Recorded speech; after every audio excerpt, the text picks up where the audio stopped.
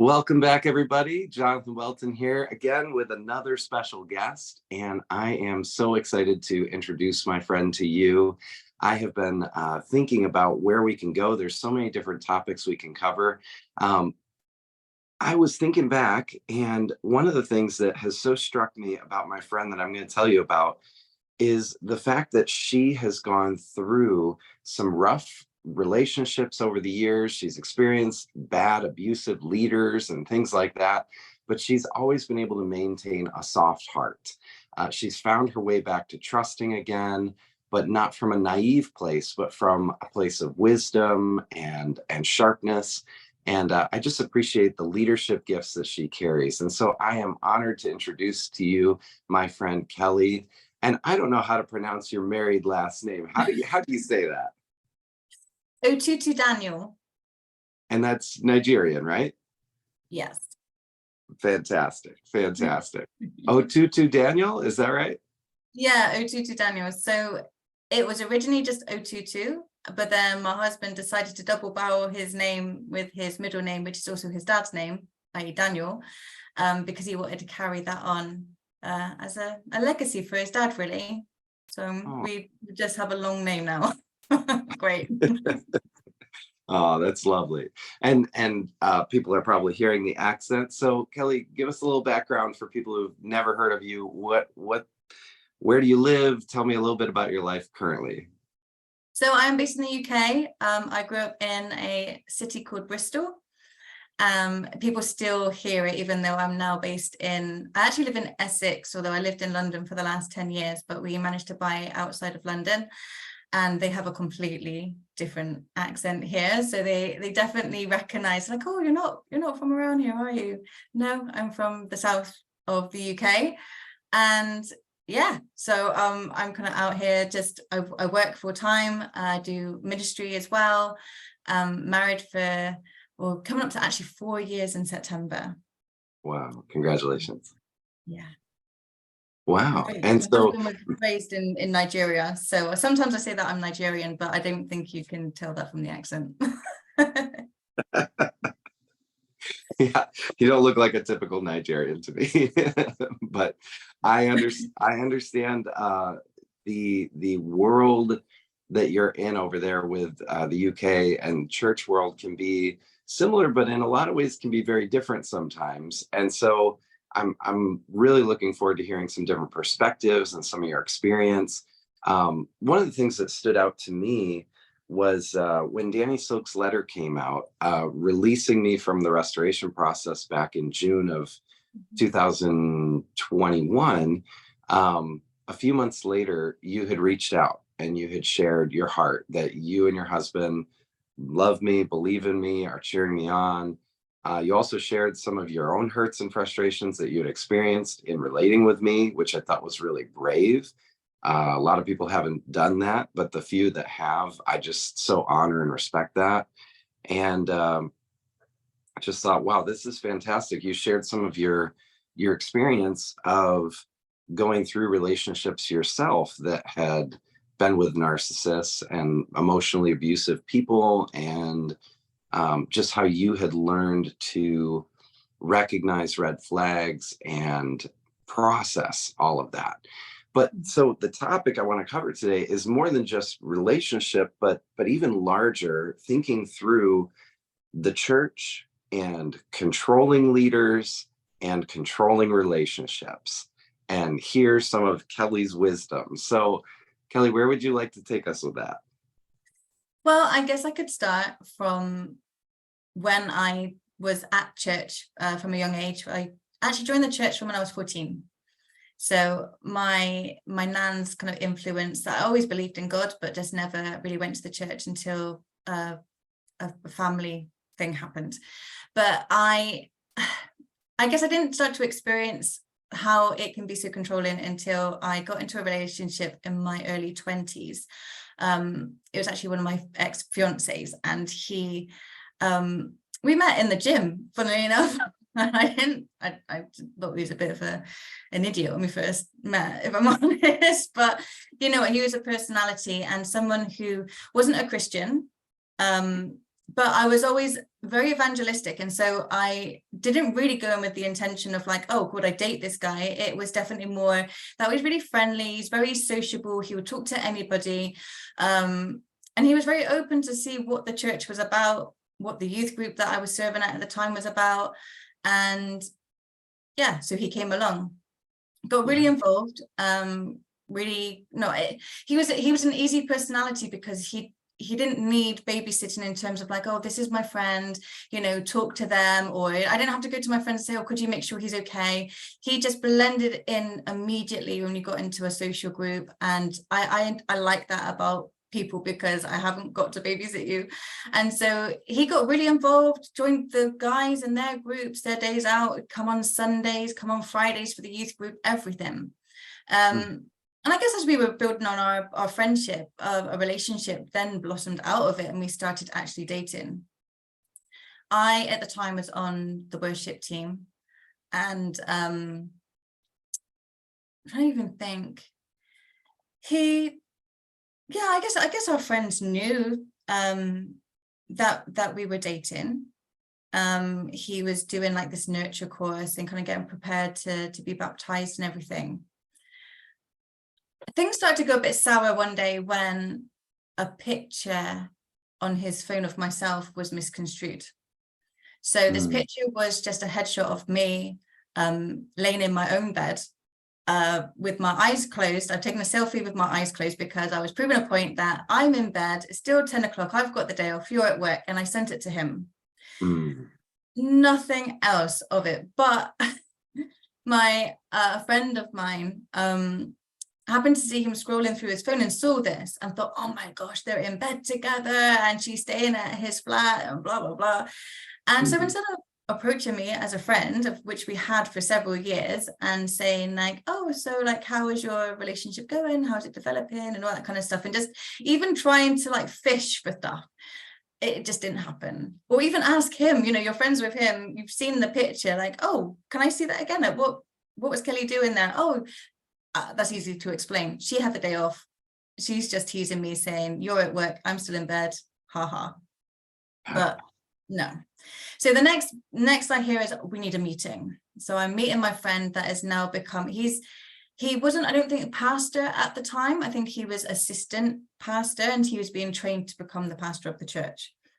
So we have this meeting, and I get sat down and basically told that actually I'm being removed from the worship team because I am not being a very good influence on the youth, who might feel that it's okay to get with somebody who's a non-Christian.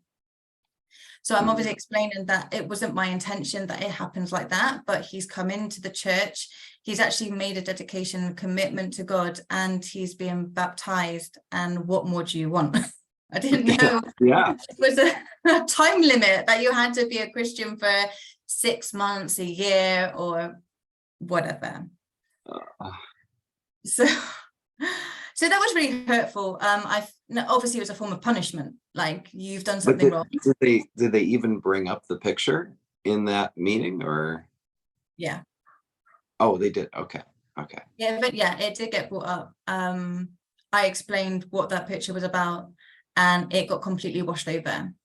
And it was just like, we don't care kind of thing. We just didn't think that you were with this guy too early. It was almost like your interaction, started from when he was a non-Christian. It almost kind of bent that way, and it was kind of like, but if we're meant to be bringing people into the church anyway, and again, that wasn't my heart. I wasn't seeking non-Christian guys to date because maybe there was none in the church that I was in, because it was quite a small church. It just happened that way. I think what hurt me most was the fact that, again, you're meant to be my friends, and you still didn't have that conversation with me, even from the beginning. Who is this guy? Where is he from? Like, oh, are you interested? Do you know that he's interested in you? Where is it going to lead? How are you going to handle that situation? Nothing. It's like you wait to get to that point of, aha, they're dating now lynch them. It's kind of like, Oof. Okay, so there wasn't a conversation that could have been had before. There wasn't any guidance or any advice that you had to offer, or any questions that maybe came to mind. No, it was just complete removal from the worship team.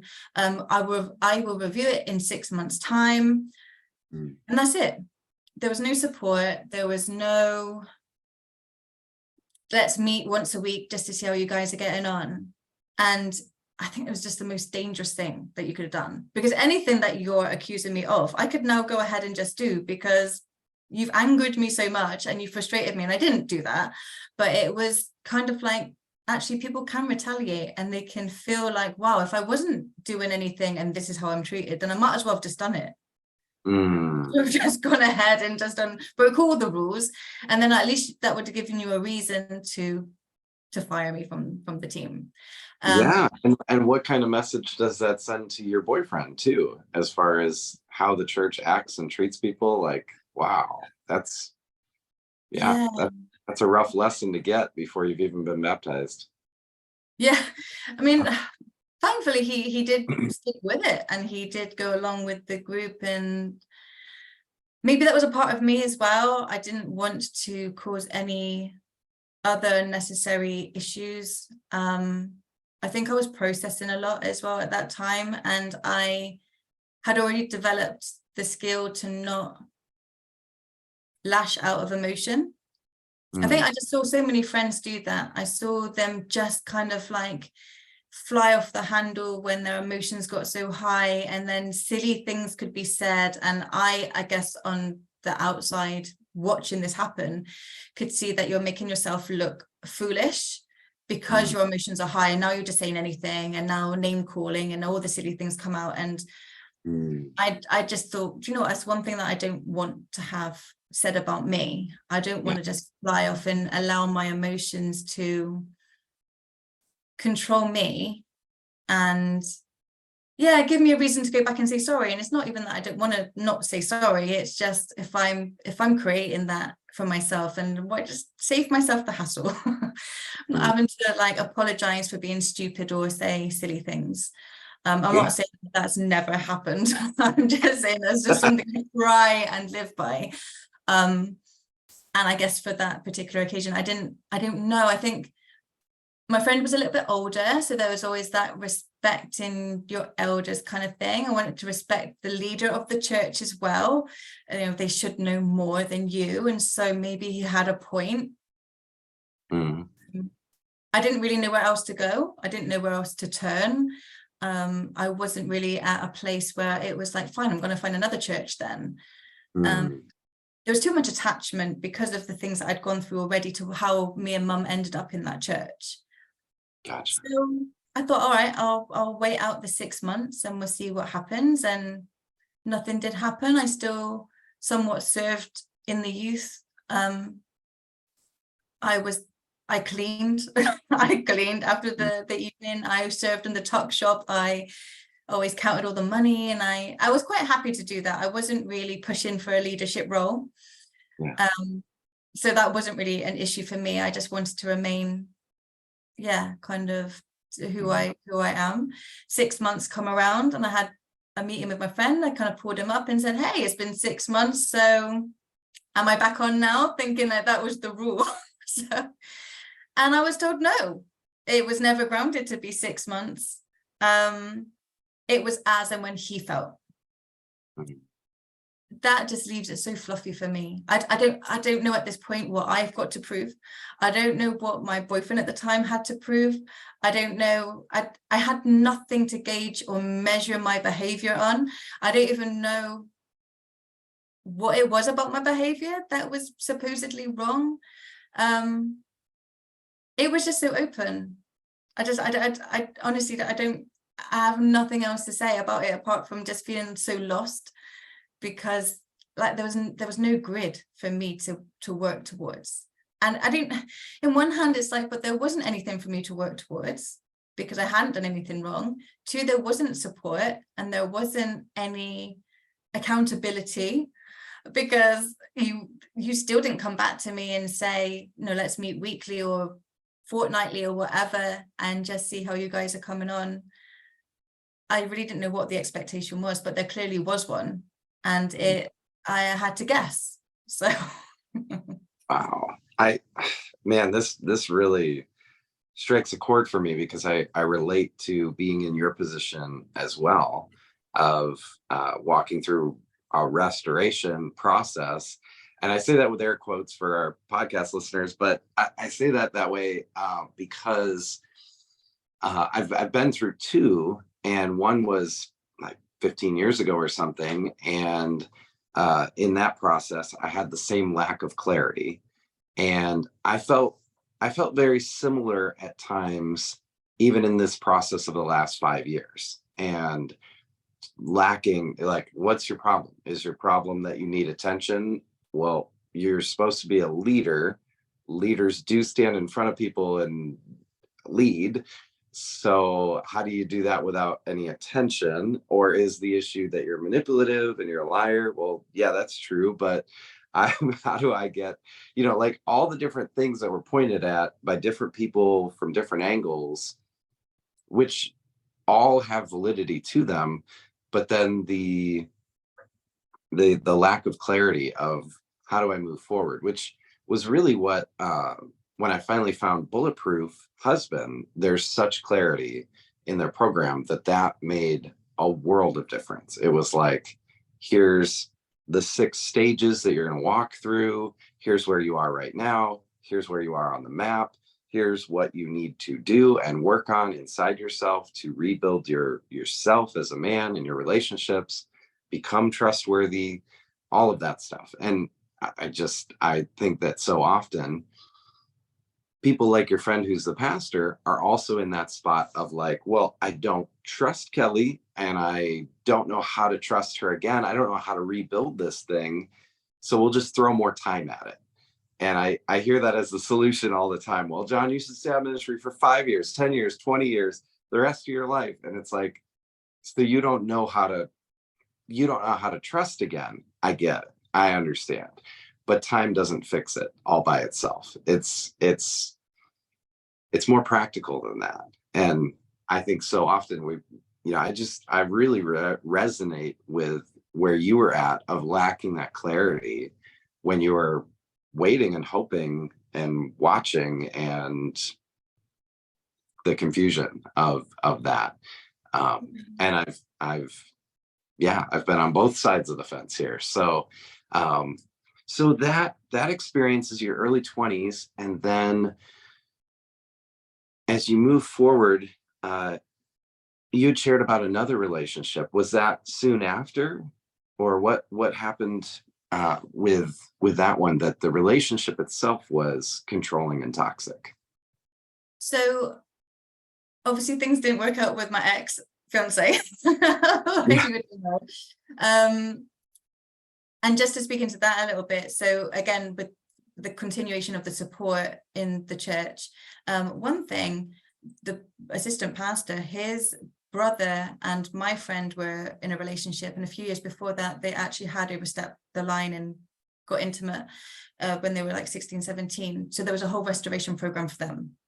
So by the time I'm in my early 20s and I'm only dating somebody, part of me does think, was there a protective essence to that as well?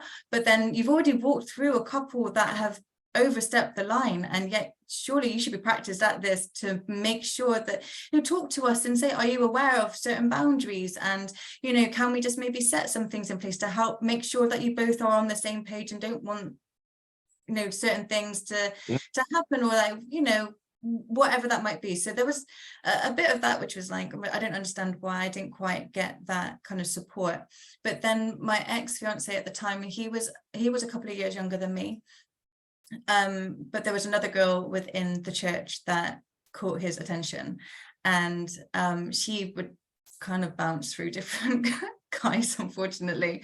So being the female, and most guys they do admit that women are a little bit more kind of honed in with their senses when a particular woman is a certain way. And so I warned him and said, I'm not comfortable with the way that you're messaging. It's not even that I don't necessarily trust you. It's just, one, again, covering yourself, and two, her intentions as well. If her intentions aren't good, then you shouldn't really be paying any attention yourself. But unfortunately, he just couldn't not talk to her. He couldn't not pay her attention. There were things that happening behind my back where they were meeting, but I didn't know about, and so effectively he ended up cheating on me. But I gave him back his ring, and we ended that very quickly, which left me obviously very heartbroken, because I felt like I've been punished because of you through the church, and I stuck by you because of that, and yet you couldn't stick by me in the same way. I also had, you know, a life outside the church as well, and I used to do a lot of singing, and I was part of I guess a music group in Bristol.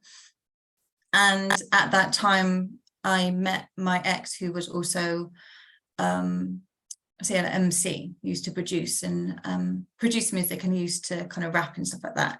So we started off by working together musically, and this is the next relationship. This is the next relationship, and this didn't happen long afterwards. So I would say we'd already met before me and my ex-fiance broke up. So he was aware of what was happening. Yeah. And also showed interest. Now, my issue was, and what the red flags that I ignored, it wasn't that I missed it, I just ignored them, was the manipulation. The manipulation come from a place where it was flattering. So it was hard to gauge, because he was showing interest. He was obviously very flattering towards me, telling me that he wanted to be with me, saw me in his future, all that kind of stuff. But I was holding him at arm's length and just saying, I want to get over this first before I enter a relationship with you, because I just don't want to drag that into this. I want it to be a clean slate, so I don't have that memory in our future where it's like, oh, when we met, and then he's kind of, the ex-fiance is looming there in the background. Oh yeah, it was on the back end of that. I didn't want that to be my story with him. But instead of that being maybe a nice mature thing to have said, instead it was like, oh, but I don't know if you really want to be with me then. So I'm just thinking, oh, but I'm telling you that I am interested, you know, to get to know you more and to be with you, but I'm just saying I don't want it to be because of that. And I kind of thought that maybe you would want that as well, that you don't want me to be dragging my baggage from that into this, and I want to be like a whole person for you, rather than, you know, the broken person that I feel like I am now. So I kind of gave into it, I suppose. He was quite persistent, and I didn't have a great relationship with my dad. That was also on the rocks at the time. I've just lost, you know, my ex-fiance. I didn't feel supported by the other men in my life as well. This guy seemed to be the closest, most reliable guy, even though he's acting a certain way. So I just gravitated towards him, because it was like, okay, we'll just give it a go and see what happens. Unfortunately, the let's go and see what happens then turned into more manipulation, where I started to lose myself. And he wasn't like, no, he wasn't really a Christian. He would say that he was, and he was a believer, but he wasn't. And it wasn't until I got in too deep that I realized that actually he was my distraction to try and pull me out of the church, to pull me away from people. I'm trying to think, what was the first signs literally were just, if I didn't do what he wanted me to do, I didn't love him. And so I would try and show him other ways of love, but it's like that wasn't good enough. Again, that just escalated. So he couldn't drive at the time, so I was the one driving us everywhere. I was the financial holder, so he didn't really work. He couldn't hold a job for more than 3 months because he wanted to pursue his career of being this famous wannabe rapper or whatever, and I wanted to support that. And we were young, I guess, we're still in our early 20s, and I just kind of felt like he is good, he gets a lot of recognition from people, and I'm sure maybe I could be that person to support him and help him go far. But unfortunately, it was more like a benefactor rather than we're doing this together. And then it got worse because I was showing too much softness, I think. My dad didn't agree with my relationship because he was Jamaican by heritage, so he was Black, but my dad didn't want me to be with a Black guy. So straight away he was like, I've warned you about this. And I remember one of the most vivid arguments with my dad at that time was me saying, so you would rather me be with the guy that cheated on me because he's white, or with this guy who is at that time was showing me signs of love and care and affection? And my dad said yes. So to hear that from my dad, to say that, actually I was so confused by his reaction, if I'm honest, because it was like, you'd rather me be with someone that disrespects me than be with somebody just because of his color, who then ended up disrespecting me anyway. But I think maybe because of that resonated with me, and I started to believe that actually maybe I just deserve this, because I've just felt unsupported throughout the whole experience of ever having a boyfriend. I wasn't supported by my dad. I wasn't supported by the pastor. I wasn't supported by my friends in the church. So, what do I do? Even when I broke up from my ex-fiance, and he was then sat with the girl he was cheating on. I'm now back on the worship team looking into the congregation at him sat with his new girlfriend, and I had zero support from the church. Yeah.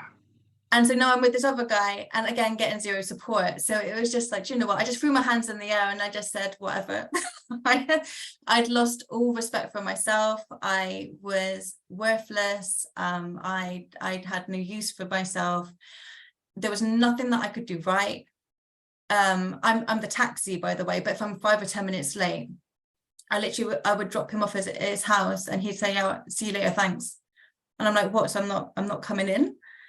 And he's like, "No," almost like, "You've pissed me off, so no, I don't want to see you." I'm like, I can't believe that I've just driven like 13 miles from my house to come and pick you up in rush hour traffic. I've explained why I'm late. I also had to come home from work, do all these things. And it was just like, it's not good enough. And all of that just made me feel like not good enough. My efforts weren't good enough. My money wasn't good enough. My time wasn't good enough. And it got to one point where on one occasion, he said, "I want you to write down everything like bad about yourself, or everything that you think about yourself." And I did. I listed everything about myself. There's things like maybe not even like, yeah, I'm not good enough. No, I'm not good enough to my friends, whatever. There was maybe up to 20 things that I just didn't like about myself on the list, hoping that maybe he would say like, "Oh no, I wouldn't say that about you," or whatever. But he sat there and nodded and agreed with the whole list and said, "Yeah, that's who you are." And I was just like, "Oh, okay, well." But by that point, he'd already cut off so many of my friends, because the same way that he applied those tactics with me, he did it to my friends as well, which again they didn't understand. So they would come to me and say like, "Oh, I heard you had an argument with him again." And I'm like, "Yeah," and they're like, "We don't understand it. Like, he comes across so charming and so lovely to us." Like, and I'm like, "Yeah, because he benefits from you and you're not that close. He knows you, he can't treat you that way." But it was mentally exhausting. And it was a lot of mind games. It was very much me hearing one from them and doubting myself, because like I said, I've just written a whole list of stuff about myself which wasn't necessarily true but agreed with. I didn't have any words of affirmation from anybody else because I didn't have that support or friendship group around me anymore. And now I'm hearing from other people that, "Are you sure this is who he is?" And so no, I feel I am the crazy person, because only I am seeing this and only I am experiencing this. I think actually that only one person was a friend, was my vocal teacher. She was going through a lot at the time as well, and so I'd sit with her, but he tried to bring a wedge between us as well because he knew the kind of conversations we were having. And she was the first person that turned around to me from her own experiences of abusive relationships and said, "Kelly, one day he will turn on and hit you." And I was like, no, he won't get that far. But even if he did, that's it, I walk. But actually one day it got to the point where I was in church and he messaged, I literally kept like a little vanity case like at his, because I was staying at his. So everything that they spoke over me from my previous relationship was now coming true, because I just lost everything. I lost focus of myself, my faith, everything. And he said, oh, come and get your stuff. Or I'll throw it out the house, I'll throw it in the bin. It wasn't, to be honest, it wasn't anything. You could throw it in the bin. I could have replaced it. It wasn't anything valuable, but it was an opportunity to see him. So I left church straight away and I went to see him and plead with him. And as usual, an hour's worth of just talking out my heart and just, well, I thought it was like this, I thought it was like that. Actually, I think the argument, believe it or not, and this was a lot of the cases, our argument was on him buying a bag of chips. It was ridiculous. Yes. Okay. Because he was unwell. He didn't have money. He wasn't working at the time. He'd lost his job because of doing stupid things like going out to parties and to perform when apparently he was off work for whiplash and because he was sick, but then would go and post it on Facebook where he was friends with the manager. And I'm like, oh, there was no common sense to this person. So I'm warning him, but my warning signs were always, oh, you're trying, almost like I was trying to control him, or I'm trying to tell him what to do. And I'm like, I'm not trying to tell you what to do. I'm literally telling you what everyone else is going to see. And I'm trying to protect you. He couldn't see it as protection. He saw it as, you're trying to tell me what to do and control my life. So anyway, he got fired from that job. He was off sick, not working. I cooked him food the day before and left him food at his house. But now you're going out and using money that I'm probably now going to give you for a bag of chips. And so it was more of the process of the conversation that I'm trying to get across. It's not like, oh, you shouldn't have bought them, like what, £2-3, whatever. It was more the principle. I cooked for you yesterday. Why are you not eating what I've cooked for you? Why are you going spending more money when you're not earning it and I'm the one paying you, basically? And so it come out of that, and I couldn't believe that he was willing to break up with me for a bag of chips, basically. And I thought, oh my God, like I can't even believe it. And like, that's my value. I'm like, I'm less than a bag of chips. So okay, great. I go and try and plead with him because I've lost everything else. So I might as well try and keep you because, you know, I don't know where else to turn without you. And that literally what he would say, he's like, I'm the only person that you can trust. I'm the only person that you can rely on. I'm the only person that will tell you the truth. So all those things he was constantly feeding into me. And I'd gone round to plead with him, and as usual, hour later, okay, is that all you've got to say? Yeah, but I kind of want you to have a conversation back with me. And he's like, that's it, I have nothing to say to you, get out of my house. I'm like, you just can't tell me to get out of your house.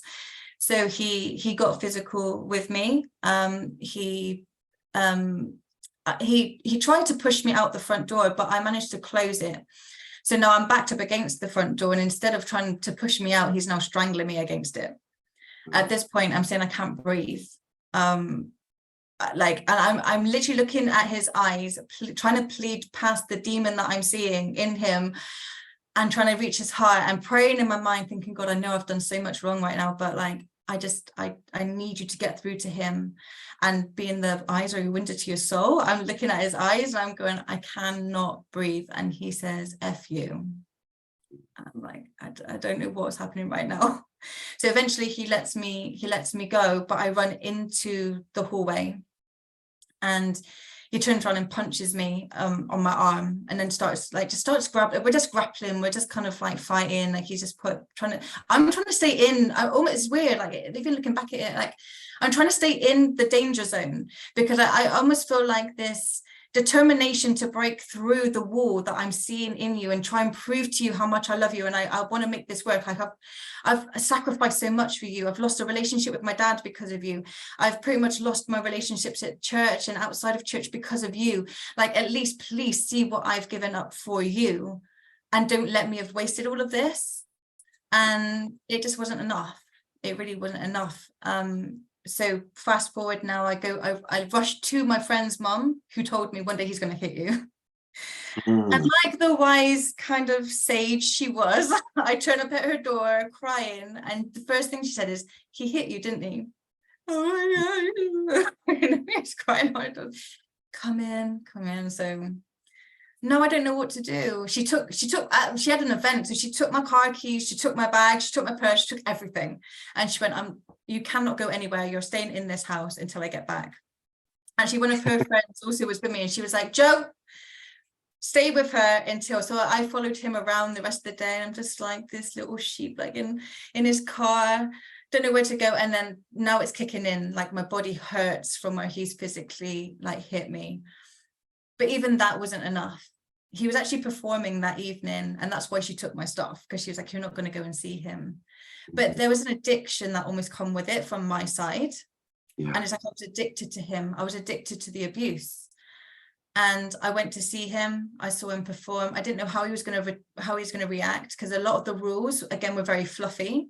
So say, for example, he said, don't talk to me, because I want to show you how much I love you. The next day, I'll probably message you and try and talk to you. I've told you, don't talk to me, but I'm trying to talk to you because I want to resolve it. So then he would tell me, you don't listen. Okay, I don't listen. So you told me don't talk to you, I won't talk to you. 5 days, 6 days, 7 days go by. I don't hear from him for a week. How is it a week and you've not contacted me?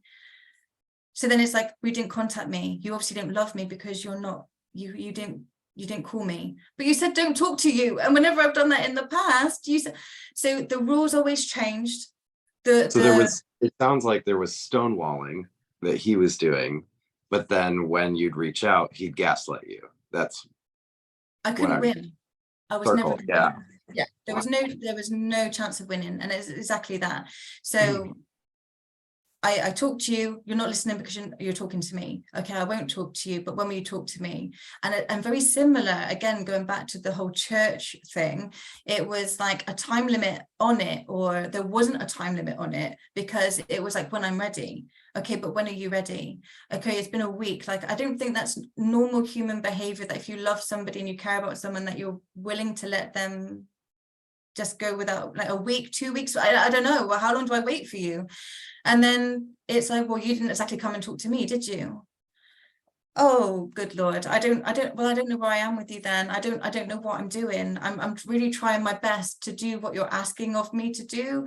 I don't know what to do. So anyway, we're going home from this event, and I didn't know how he was going to react. I didn't know whether it was going to be a case of, you shouldn't have come, I told you to stay away from me, or I should have gone, because that showed him that I cared. I mean, I was the one that got him, the event was a competition, which I signed him up for. So I kind of felt like the person that is pushing you and trying to push your career and trying to support you, at least I should be there. And you should at least give me something for that. Like, hello, it's me, that I'm the #1 fan here. So I don't know why you're treating me this way. So we're driving on the way home to his house, and it's quiet. He's not actually talking to me. He's just staring out the window, and it's ice cold. It's just, we're not saying anything to each other. So I was brave and thought, well, I either raise it now and he realizes that if he lashes out at me and I crash the car, we're both gonna die. And maybe he doesn't want to lose his life, and maybe he values his own life more than mine. So maybe now is the time to say it. So I thought, okay, I'll take that risk, because I didn't know where else I was going to go anyway. So I said, okay, let's just talk about what happened earlier. And just shrugged and said, what happened earlier? I was like, with the argument. Yeah, what happened with the argument? I'm like, you actually hit me. I said, you strangled me and you hit me. This is where I know that some kind of mental stuff was going on, because he was like, no, it didn't. And he just completely refused to believe that anything happened. And I said, well, you don't remember that you did that to me? He said, you're mad. That didn't happen. I was like, oh God, I am with a psychopath right now. I actually don't know how to handle this.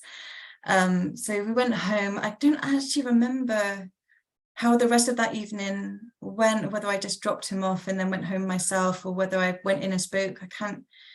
I think I blotted certain things out because it just got too crazy, and I was losing it mentally myself. I couldn't focus at work. I was, like I said, I lost my friends, but I was just, yeah, it was really bad for me.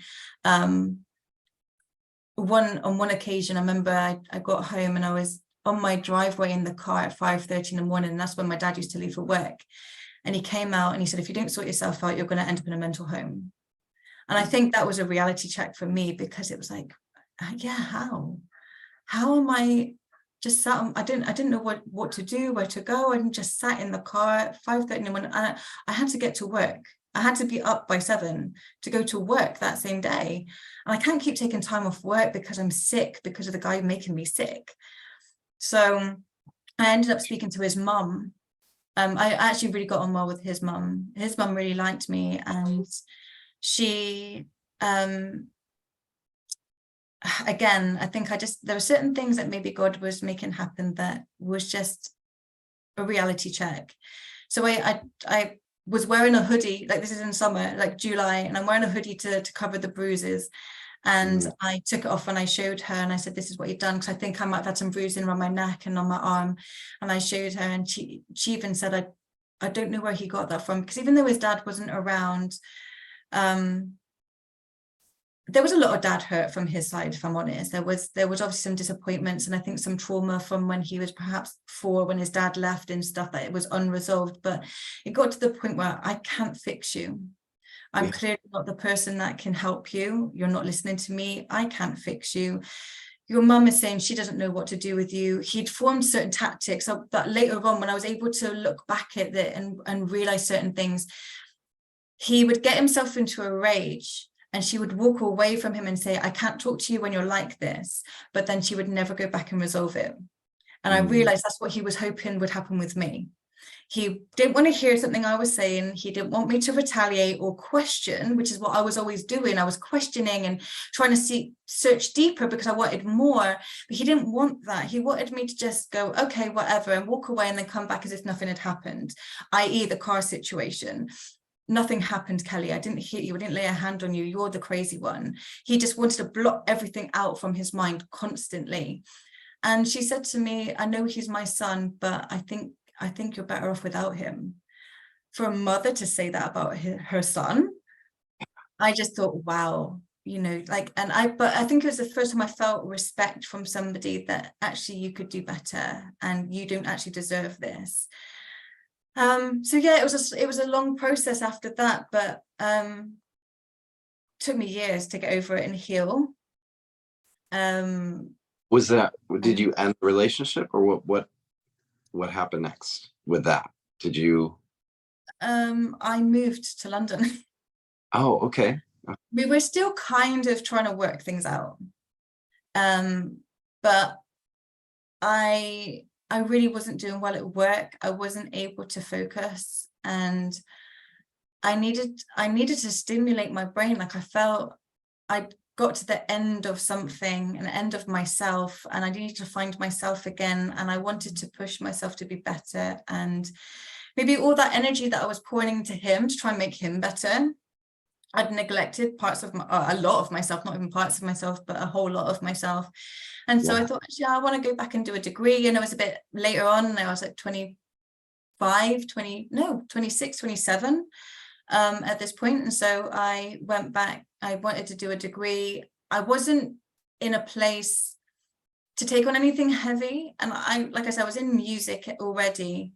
And because it's quite a healing thing as well, and it's creative, I just thought it was an easy route for me. So I ended up doing a music degree that's never been used, as most students probably say. But in a way, it was my escape. Yeah. It was my escape route. And I knew I couldn't do it in Bristol. I had, like I said before, he was an addiction, and I didn't have the support. I didn't know who to go to. All I knew was I needed distance. And I couldn't get that distance between us. So whilst a lot of my other friends had moved on, were getting married and all that kind of stuff, I just thought, okay, well, I'll just leave. I'll go to London. I'll do my degree. If I come back, I come back. If not, then I'll settle there. And it didn't take long before we properly cut ties. I remember being in one rehearsal one evening, and he was contacting me, and it's weird, as I was reflecting on this, I don't know how the conversation started, but he'd messaged and turned into a phone call. And it was easy for me, because actually he'd said all along, if you go, I can't support you. And again, that was another stab to the heart, because of all the money that I've poured into you, of all the things that I've done for you. And yet I moved to London, and you can't even try and keep a long distance relationship. But I knew it was all about control. I knew that I can't control you from almost 200 miles away. I don't know what you're doing. I can't trust you. I realized that trust came from him, because what transpires is everything that he accused me of, he did.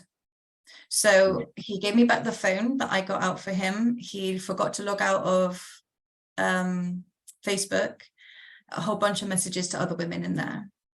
So in one hand, I got my phone where he's saying, oh, but we're soulmates, you're the love of my life, blah, blah, blah. I still want us to work it out.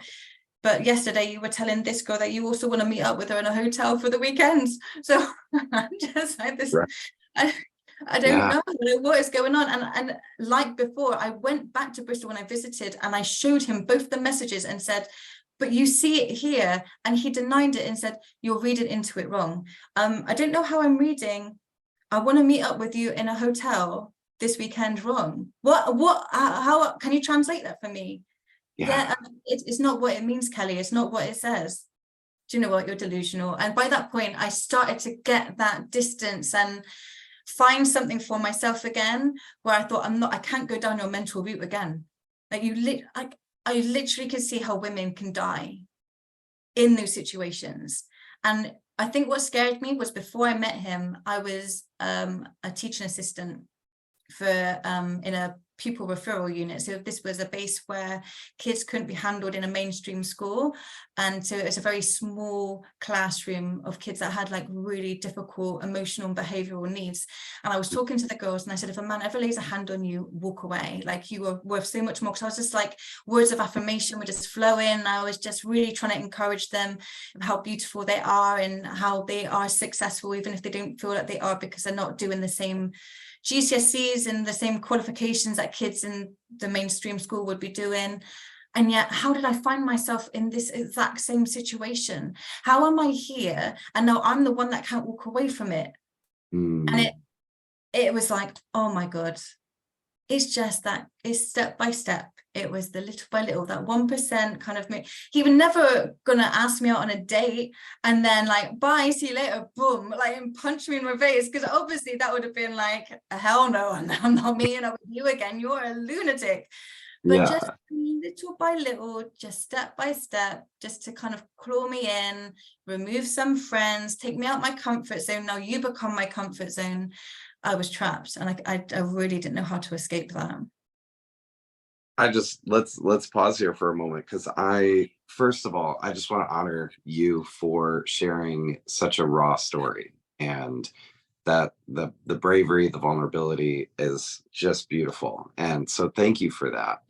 And in the story, there's so much that could be said. And I know we're up against the clock as well in our time of recording together, but I think from the beginning of that relationship, where you had just broke up with your fiance, and now here's this other relationship, and he's pushing, and there's that, you want to take time to heal and find yourself and so forth, but he's pushing. It's such a red flag. And I appreciate that you said, it's not that I didn't see the red flag, it's that I ignored the red flag, which is a really responsible statement. But there's also, even in that, the picture that comes back, like when a bunny rabbit is really wounded. Now, bunny rabbits, they get wounded pretty easily. They're pretty fragile. They die pretty easily. But when they get pretty badly wounded, they start making a sound. And I don't know if you've ever heard this sound, but it is horrific, because it sounds like a woman being stabbed to death. Like, it is a horrible sound. And that sound attracts wolves and coyotes to come and kill and eat and finish off the rabbit. So it's like a self-destruct sound that gets put out. And I think there's something to that, even in whether it's the emotional realm, the spiritual realm, something like that, that when somebody's wounded and they are hurting and wounded and damaged in the way that you've described, it puts out a sound or puts out a frequency or something into the atmosphere that draws those who are what we would call predators. But from another angle, the predator is also somebody who has a huge hole in their bucket, and so he's not okay. So he's coming to go, oh, maybe you can help fix the hole in my bucket. I can't get myself a normal, healthy, solid woman.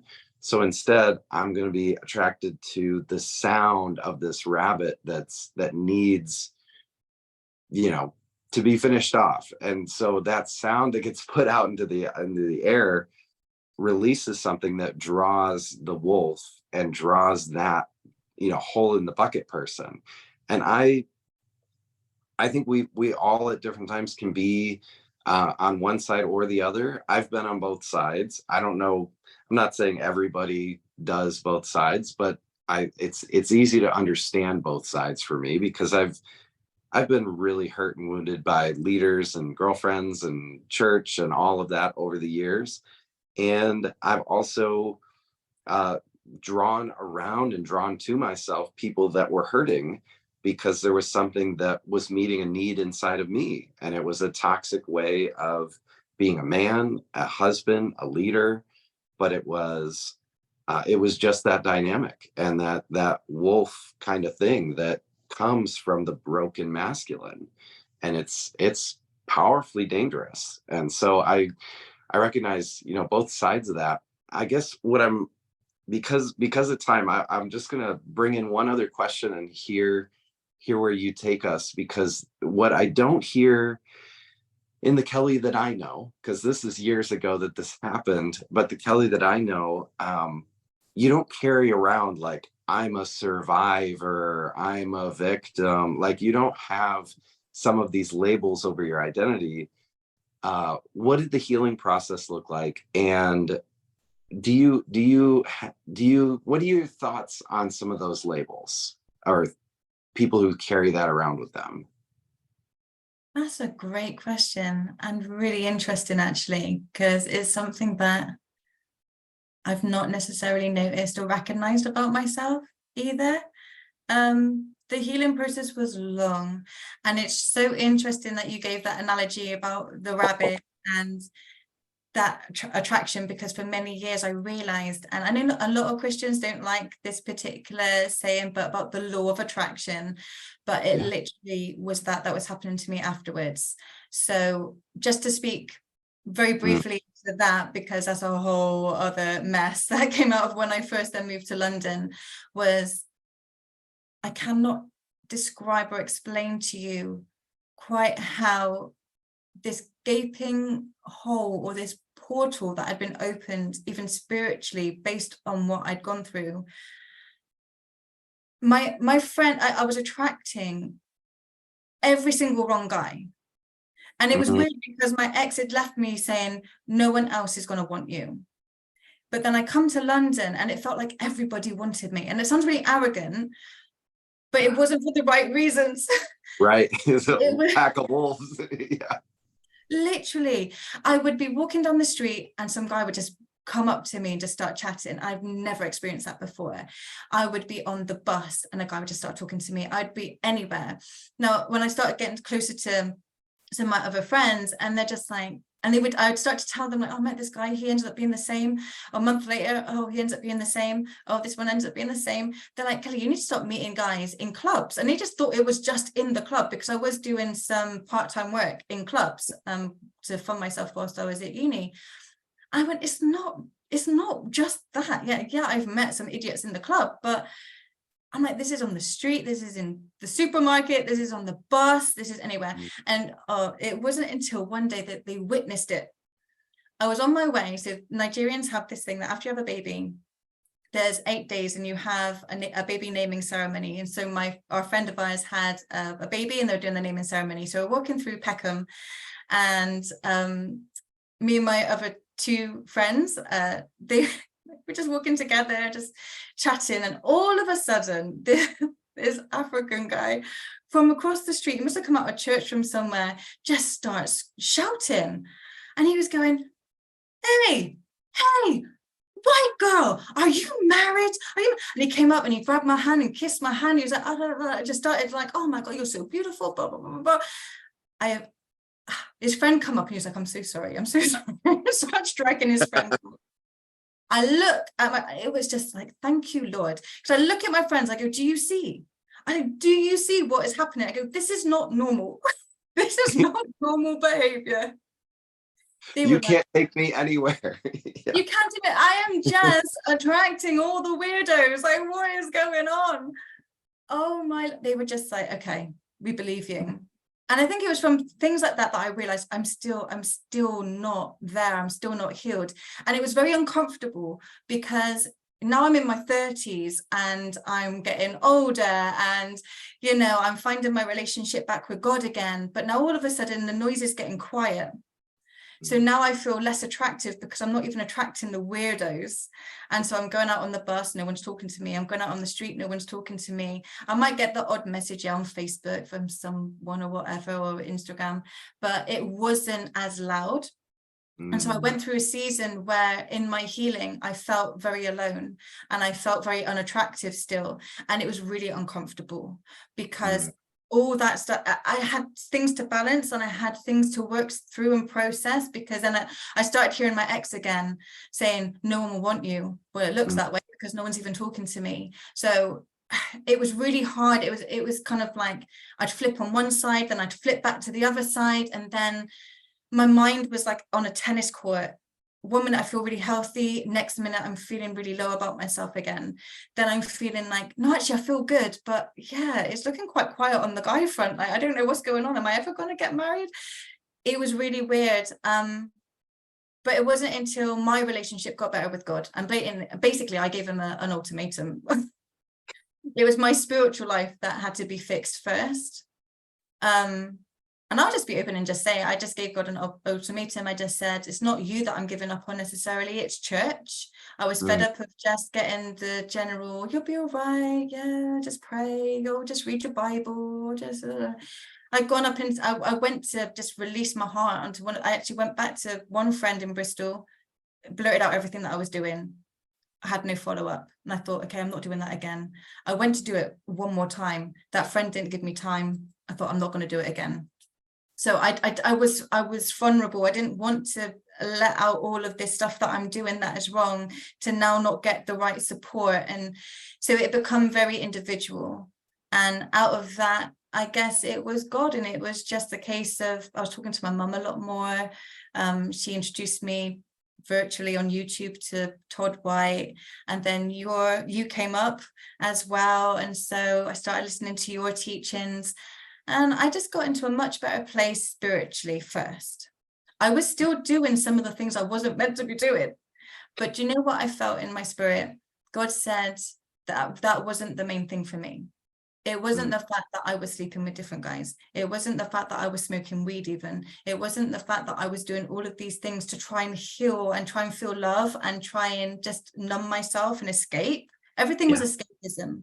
Because it wasn't that. It was my relationship with you. And it was like that peace and that resolve that God knew, I know how to fix you. And that's not important to me right now.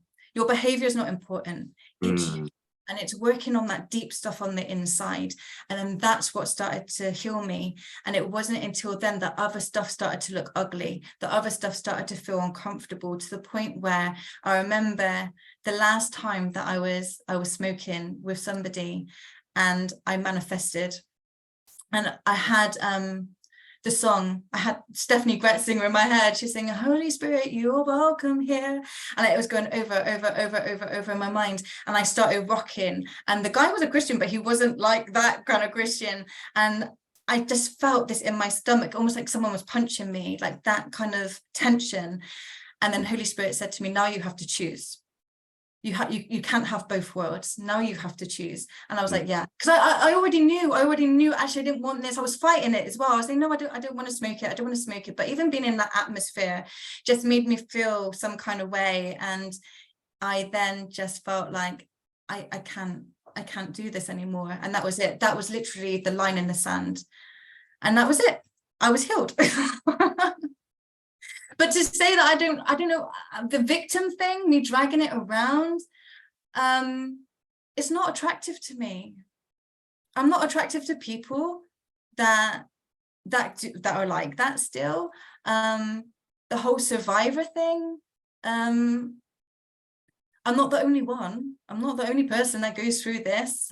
So I don't want to elevate myself above and go, oh, this was my story, some people have, like, some women have been left in hospitals. Some people have actually died through abusive relationships. So maybe that's a part of it as well. But it's just not me as a person. I'm here to just boost people and pull them up rather than trying to drag them down. And it's my story. It helps me teach other people. It's given me wisdom. It's given me the allowance and the ability to point out things much more quickly and specifically. I'm just grateful for it, to be honest. Say that part again, because there's people that might not catch what you're saying you're grateful for. What are you grateful for in the fact of owning your story? Who it's made you become? Is that really the summary? I'm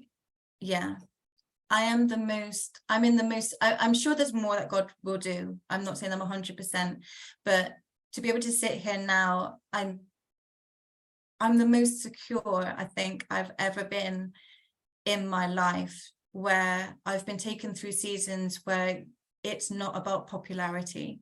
It's not about being seen. Times when you have been seen, but then being drawn out of the limelight for a season. Knowing what season that you're in and still being secure in yourself, secure in who you are and who is around you. And I think it's about contentment. I don't think we talk about contentment enough in the church. I'm very content. I think it's gratitude as well, and thankfulness that I have come out of those things.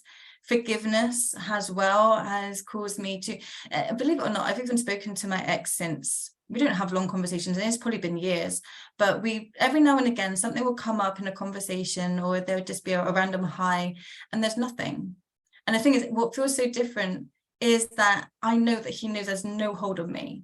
I know in his mind that there would be no chance. And it's not even because I'm married. Some guys don't care whether you got a ring or not. Like, they'll just try it.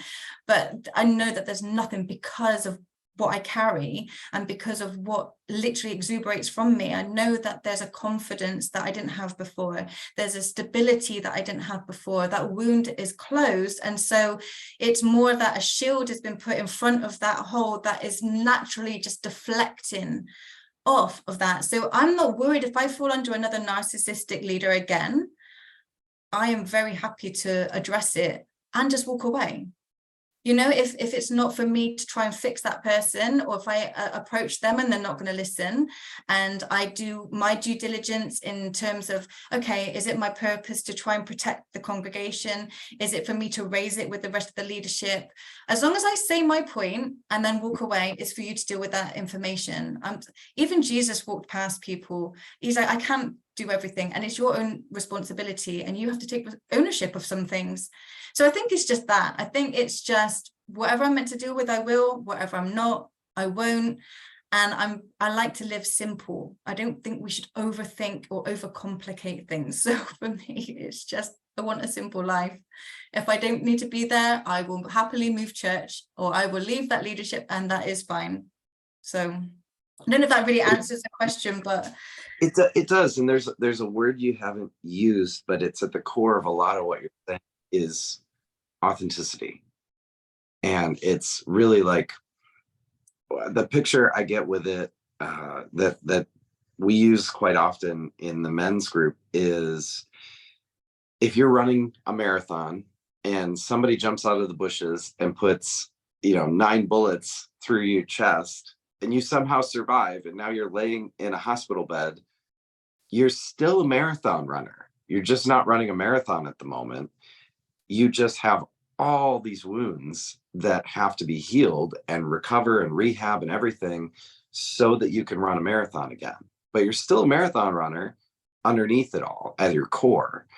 And in your story, you're sharing, this wound happened with the church leader, with the worship team, with this first fiance, with the abusive narcissistic relationship. All the bullet holes that were added up because of that don't change that at the core, there's still you. And through the process, it sounds like your walk with just the Father actually got you back to who you are inside. And then eventually your behavior changed as a result of that. But he wasn't focused on your behavior. He was focused on the true Kelly at the core. Yeah.